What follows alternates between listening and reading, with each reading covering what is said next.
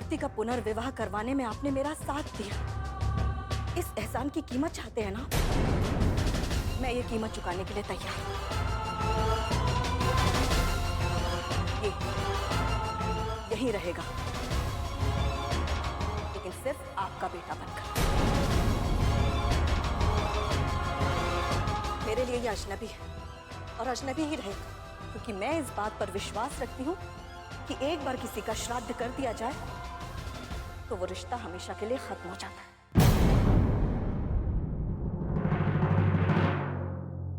लेकिन शोभा,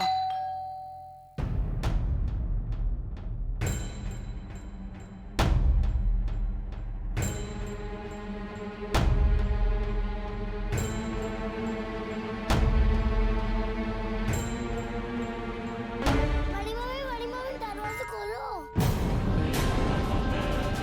अंश,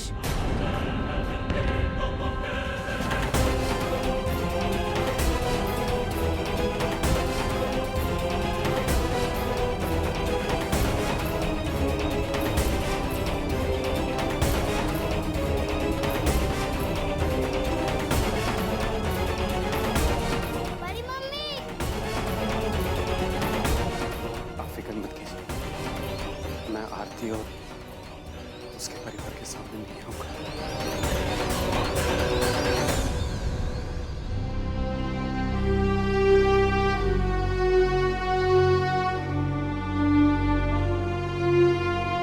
जल्दी खोलो, कितना टाइम।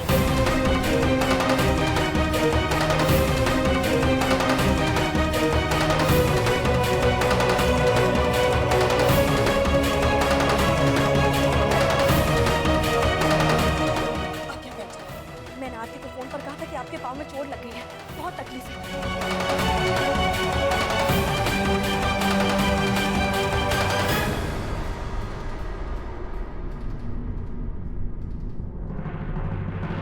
क्या बड़ी मम्मी कितना टाइम लगाते हो? सॉरी बेटा। कैसी है मेरी राजकुमारियां? अच्छा है। और राजकुमार भी अच्छा है।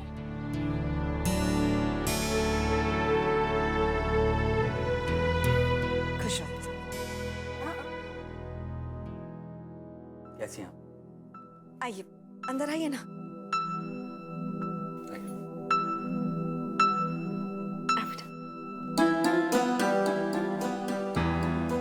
अरे बस बस। बैठिए बैठिए बैठिए। आपका पाँव का दर्द कैसा है? ठीक है, फिक्र करने की जरूरत नहीं।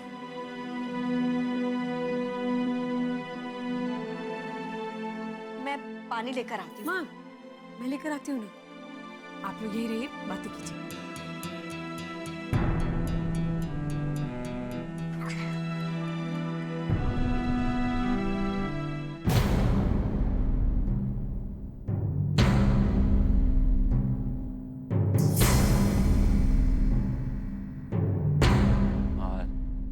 लगता है हमने आप दोनों को डिस्टर्ब कर दिया। कोई मेहमान आया हुआ।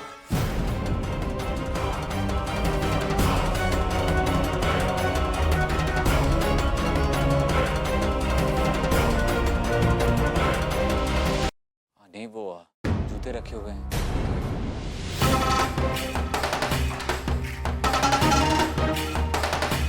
अरे मेरे जूते तो बाहर ही रह गए। अगर आरती ने देख लिया तो वो समझ जाएगी। उसे पता है कि मैं किस तरह के जूते पहनता हूँ।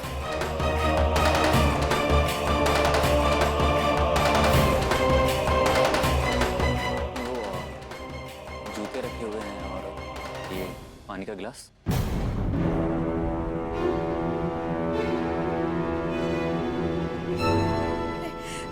ये जूते तो इन्हीं के हैं, अभी नए खरीदे। इन्हें पहन के ही तो इनका पैर फिसल गया और चोट आ गई। एक्चुअली इससे पहले मैंने आपको कभी जूतों में नहीं देखा। वैसे एक बात तो है कि आप जूतों में स्मार्ट जरूर लगेंगे। कौन से जूतों की बात हो रही है?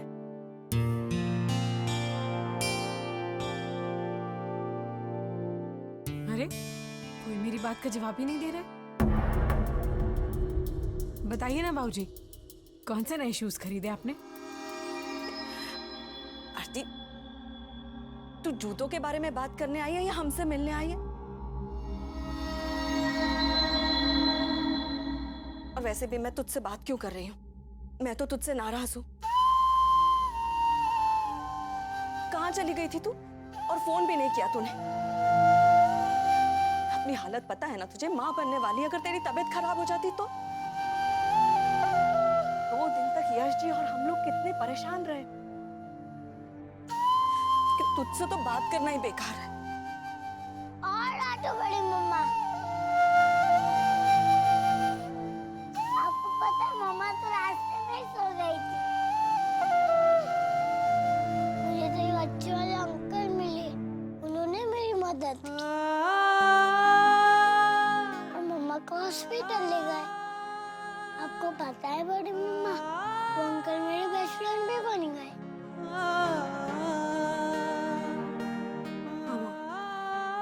भला उस इंसान का जिन्होंने मेरी और अंश की मदद की। नहीं तो आज मैं आपके सामने खड़ी नहीं होती। बुरा तो मुझे इस बात का लग रहा है कि ना ही मैं उनसे मिल पाई और ना ही मैं उन्हें थैंक यू कह पाई। पता है बड़ी मम्मा, वो अंकल मेरे यश पापा के जैसे ही थे।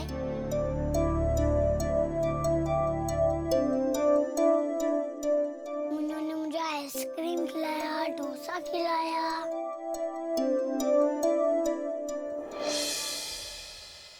अच्छा शोभा, हमें चलना चाहिए।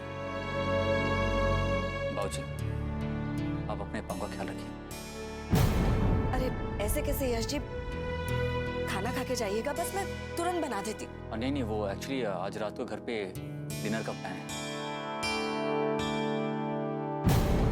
तो हमें जाना होगा। हाँ माँ, आज हमारे घर पर सासू माँ के कहने पर स्पेशल डिनर है।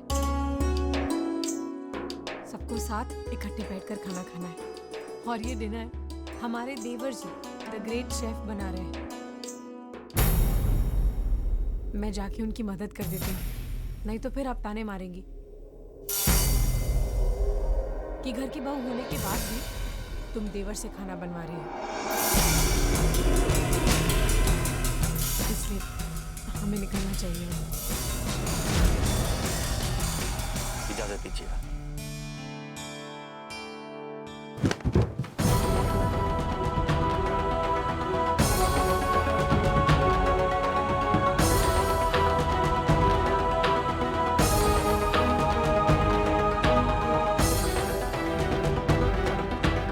माँ, घर पर कोई है क्या? ये बाथरूम से ऐसी आवाज कैसी है? अम्मा, ऐसे लगा जैसे कि कोई बाथरूम में गिर गया। अरे नहीं बेटा, कोई बिल्ली घुस आई होगी। मैं एक मिनट देख कर आती हूँ। नहीं आरती जी, आप कहीं मत जाइए, मैं देख कर आता हूँ।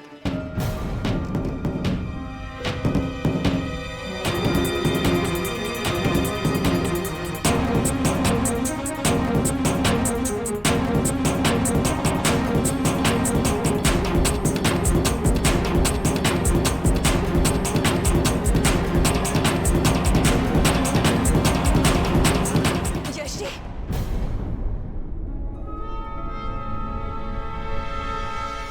यश जी आप रहने दीजिए, तकलीफ मत कीजिए, मैं देख लेती हूँ। तकलीफ की कोई बात नहीं शोभा माँ, मैं जाकर देखता हूँ। नहीं यश जी, वो असल में सारे गीले कपड़े बिखरे पड़े हैं, आपको ठीक नहीं लगेगा, मैं देख लेती हूँ ना, प्लीज।